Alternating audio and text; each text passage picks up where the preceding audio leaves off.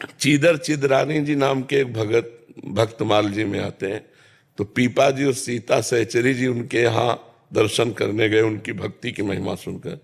उनकी हालत ये थी कि संत जन आते रहते थे तो सब, तो अर्थ नहीं रह गया था, घर में खाने को नहीं रह गया था, दरवाजा खिड़की नहीं रह गए थे, वो भी उखाड़ के बेच चुके, संत सेवा कर चुके थे।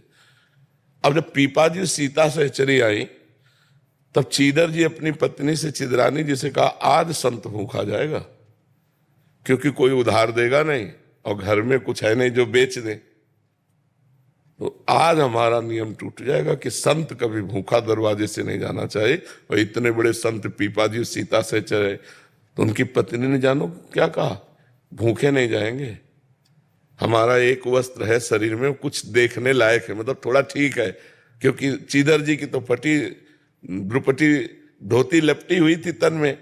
उन्होंने अपना वस्त्र उतार दिया और कहा बाजार में बेच दो, चना गुड़ तो मिल जाएगा, कुछ तो मिल जाएगा, भूखे तो नहीं जाएंगे। भगवान की कृपा से वो बिक गया, तो उसी का दाल चावल लाए बनाया और रज के पात्र में जब उनके सामने, तो सीता सहचरी जिनका भक्ता, इनको भी बुला लो यहीं, तो उनका नहीं, उनका नहीं, मैं बुला के लाती हूँ। अंदर गए तो देखा रसोई में निर्वस्त्र बैठे, आंखों से आंसू चल रहा है, मुख से भगवान का नाम चल रहा है।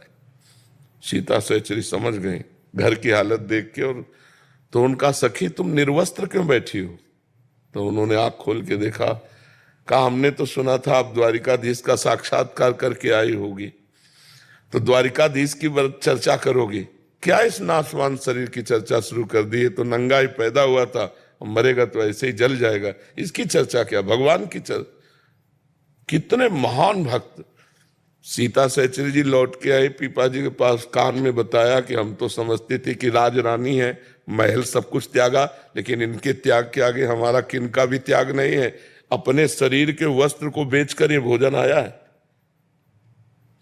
भक्ति सर्वस्व त्याग, सर्वस्व बलिदान और निष्ठा।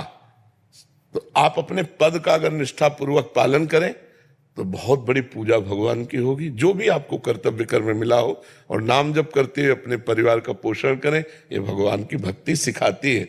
भगवान की भक्ति ऐसा नहीं कि अपने कर्तव्य का त्याग सिखाती हो, कर्तव्य के लिए त्याग सिखाती है, अपने कर्तव्य के पालन के लिए प्राण भी दे दें हम, ये भक्ति सिखाती है जी।